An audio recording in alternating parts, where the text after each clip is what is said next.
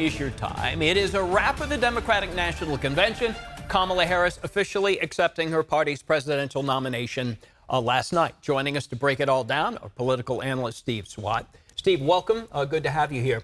Nice It wraps up. Kamala Harris comes out. Do you feel that the moment led up, that it was successful for her? My question to you also is, she hit it about 10:30 p.m. Eastern. That's a little late on a weeknight. Could they have maybe done it a little earlier for maximum benefit if that's what she was looking for? Well, she wasn't the only one who was on late. I mean, Joe Biden didn't get off until 12:18 Eastern time. Wow. For example. And the Barack Obama was on after 11 o'clock Earlier, Eastern time. yeah. And there are 4 states, by the way, that 4 swing states in the Eastern time zone. So I'm not sure how many people stayed awake to watch the whole thing. Right. In terms of the convention, it worked for her.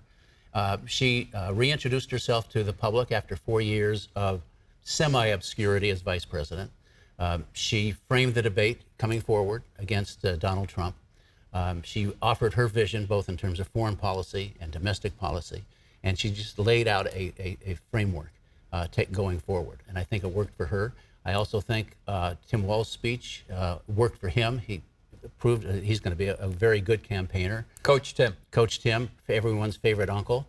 I think the most emotional moment of the entire convention was those pictures of Tim Walz's son. Right, you mentioned that. Who had tears in his eyes, right, during that speech. I thought Maya Harris did a nice job too, Kamala's sister. Yeah, I think everybody did, and the Obamas, I think, were dynamic. They were strong. Now let me ask you this.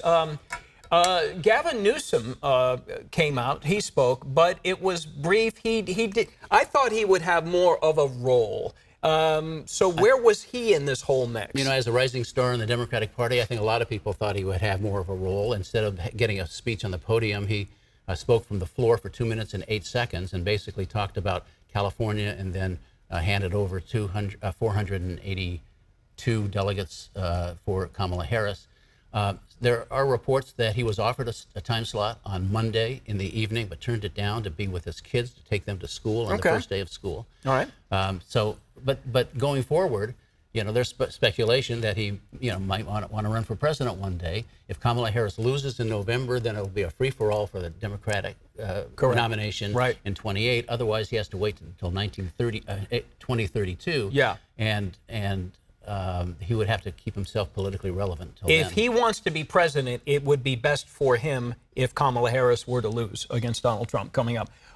Is this a new way that political conventions are going to go? This Democratic convention was rock stars, parties, DJs, dancing, bands, and all this. It's unusual, but was this more of a recruiting of younger voters and also politics as a plan B? Absolutely. I mean, you go back, the coalition that got Obama in office were African Americans, Latinos, and young voters. He got maybe 66% of the young voters. Against Joe Biden, Trump actually was winning among young voters. And so this was an effort to get them back in there to be part of this coalition. Yeah, this was a different convention. I almost thought it was like the Academy Awards or the Emmys. And also, we'll also, as a plan B, have some political speeches as well. Steve, thank you. I do appreciate that. We'll visit again Sunday morning with more on your thoughts about what's been going on here in the last few days. Jordan.